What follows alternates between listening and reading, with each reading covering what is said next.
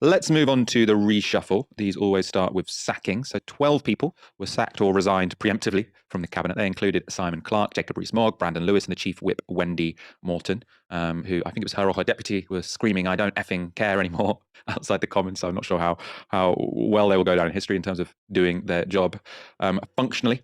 Some of the biggest jobs are staying the same, though. On the bottom row of that image, you can see Defence Secretary Ben Wallace, Foreign Secretary James Cleverly, and Chancellor Jeremy Hunt. They are all keeping their jobs. Penny Mordaunt also stays as Leader of the Commons, though she's unlikely to be delighted about that fact. I think she was hoping for a promotion.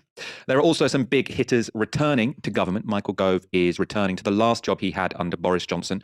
That was as Secretary of State for Housing and Levelling Up. Dominic Raab is back at Justice and as... also Minister for Communities. I wonder what the Muslim communities are going to be thinking about the guy who was behind the lies of the Trojan horse scandal being their communities minister. I wonder how that's going to go down. Prime Minister, and most eyebrow-raising of all, 6 days after being sacked for a security breach, Cruella Braverman is back as Home Secretary. So the issue as well is we were told, right? We were all told that the reason why Cruella Braverman was sacked because of this breach of policy, right? When we all know that if it's anybody else, they weren't really going to be sacked. They weren't really going to lose their job. It was hardly the most inconsequential incident of rules breaking that someone might have engaged in government, right? It's not exactly high up on my list of scandals. But they knew, right? They knew that it was a convenient excuse, at least the Truss administration did, of being able to get rid of the person that they needed to get rid of to be able to push through their pro-immigration reforms, right? Well, obviously, Rishi, he's backed the Rwanda plan wholeheartedly. He's backed the tightening of immigration throughout the last kind of 3 years of Conservative government, despite the fact that when he says, oh, well, she at least recognised that we're a low-growth country, we need to improve that, but I have a different path. It's interesting that he is now moving away from the singular pro-growth policy that Liz Truss was trying to implement, which was a relaxation on immigration standards, which by getting more people in and getting the population increase would lead to overall economic growth. I mean, why do you think people are absolutely clamouring to increase the birth rate by offering tax cuts to parents, right? Obviously, of course, when you 14-word stuff, it's not beat around the bush here. That's also what they're trying to be able to secure the future for. But also, second of all, it's so that they don't have to rely on immigration for overall population growth to try and get future economic growth. Because if the population doesn't rise, the chance of the likelihood, of the economy growing is also much lower. She's almost a cliched version of Priti Patel. Talking about tofu eating, Guardian. A lot of her stuff will just be designed to. But at no point did Priti Patel say, "My dream is looking at a Telegraph front cover where a plane is taken off to Rwanda." Reminds me of a Maya Tusi tweet from earlier today that I quote tweeted, right, when he was talking about the appointment of Cruella Braverman to the cabinet. And he's just like, oh, tofu-eating Guardian reader wokarati, gonna have a meltdown, haha, laughing while crying emoji. I'm like, yeah, brilliant. Your entire political ideology is based upon triggering the libs. No understanding of utility, no care about whether or not she's engaging in actual human rights abuses, which she is. It's just, haha, lol, I trigger the libs, isn't that funny? That's how we do policy platforms on our side of the fence. Yeah, fuck off, my eye, you fucking fridge temperature IQ idiot. To wind up and cause outrage amongst progressive people because they think that mobilises their base by doing that. That's what culture was intending to do, of course. So you'll see that on trans stuff, on trans issues, she made it clear after her meeting with Rishi Sunak that one of the criteria she gave for supporting him was taking on so-called trans ideology in schools. So I think we can see sort of Section 28 style stuff. Oh, that's fucking terrifying. Oh, God, I'm like, it's very clear they're going very anti-trans. I mean, Rishi Sunak was talking about protecting our women during the previous leadership campaign. He's appointed Kemi Badenoch as Women and Equalities Minister, who in her previous role as Women and Equalities Minister tried to, or successfully stopped, along with Liz Truss at the time, from the FCA from putting forward a trans-inclusive policy, right? And obviously, Kemi was the one who put the fucking men's and women's toilet signs on top of the single-use cubicles at her initial campaign launch event in the most ridiculous virtue signal you've ever seen in your bloody life, right?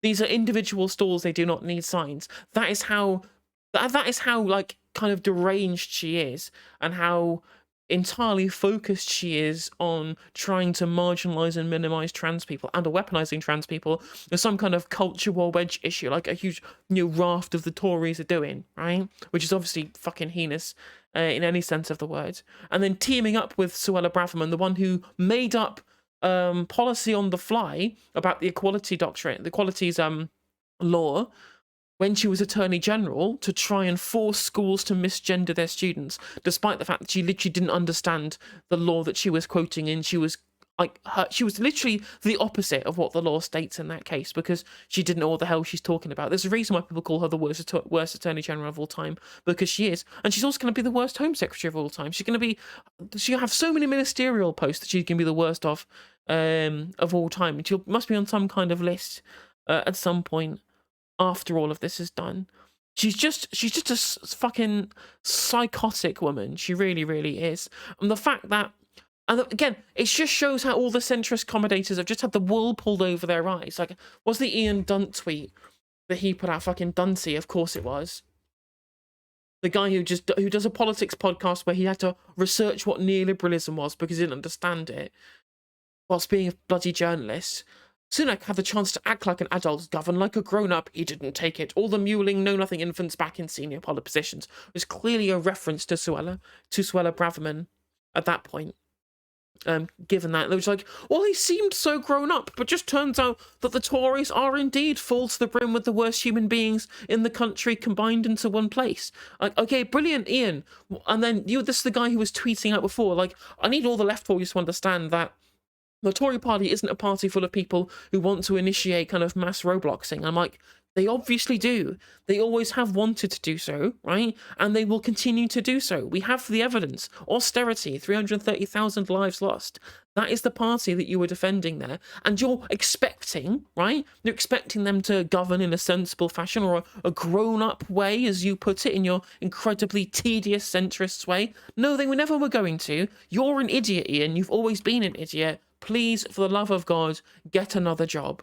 So we've got Dominic Raab, Deputy PM and Justice Secretary, reminding everybody this was the same guy, right? This was the same guy who said that we have too many human rights in this country, which is obviously what we heard from Rishi Sunak during the previous leadership campaign. So they're pretty on board with that with regards to, right-wing social policy, or far-right, if you want to go that far, considering the kind of stuff that he wanted to get rid of by leaving the ECHR and replacing it with a human rights bill, or repealing the Human Rights Act, etc., to try and essentially strip people of human rights because he's an absolute gremlin.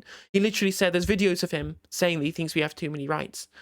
Jeremy Hunt, the Chancellor, the apparently safe pair of hands, another one of these grown-up politicians that centrists like to keep telling us exist within the Conservative Party, the guy who rode back the mini-budget, but it's now but also let's remind everybody, he is the guy who wrote a book about how to privatize the NHS. So when he's talking about making the tough decisions, right, what he's talking about is selling the NHS. Let's be real. He wants to privatize more of the NHS, outsource more of it, put more money in from the government into the private sector under the guise of efficiency savings, which is what he's been talking about with regards to public services. So that's not really going to change. James Cleverly, the anti-woke culture war, is the Foreign Secretary, a guy who is just kind of traumatically stupid, being our Foreign Secretary at the time of great international conflicts going on within Ukraine nonetheless, let alone places like the Middle East.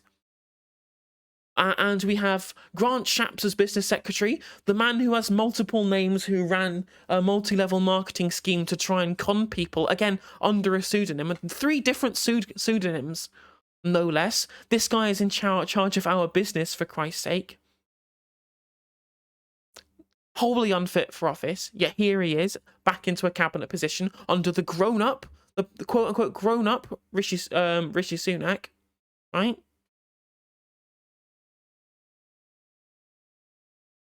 As I said, Kemi Badenoch, the person who has on a mission to marginalise trans people, along with Cruella Braverman.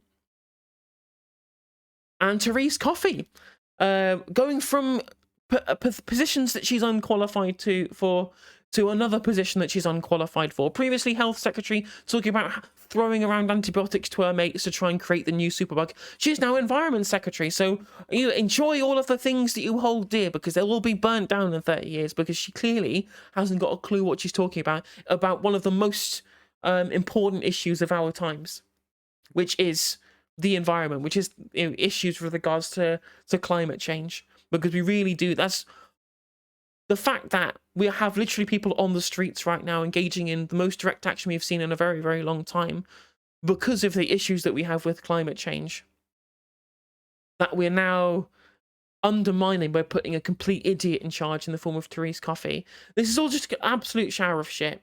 Absolute and complete shower of shit. So yeah, I hope all the centrists who were clapping their hands with glee at the idea of having grown-up Rishi Sunak in charge, I hope they're feeling happy with themselves. And, you know, it's possible, given the fact that Rishi Sunak clearly doesn't want to call a general election, almost certainly won't, that they will probably, now that all of the people who only really care about the aesthetics of politics rather than the utility or the externalities of political policy making, have all decided that Rishi Sunak is the quote-unquote safe pair of hands, he'll probably go on and then get, you know, enough votes going future at the general election, right? He will continue down his austerity path, whatever. Keir Starmer, he's happy to abate him by talking about tough choices and not engaging in spending, etc., whenever he's asked about future fiscal policy. So with no competition from the left from anywhere, Rishi Sunak now has a carte blanche to continue going right. Because it's very, very clear that, you know, the Tories don't care about the democratic mandate. He wasn't even installed by the public or even the party members. He was just installed by MPs.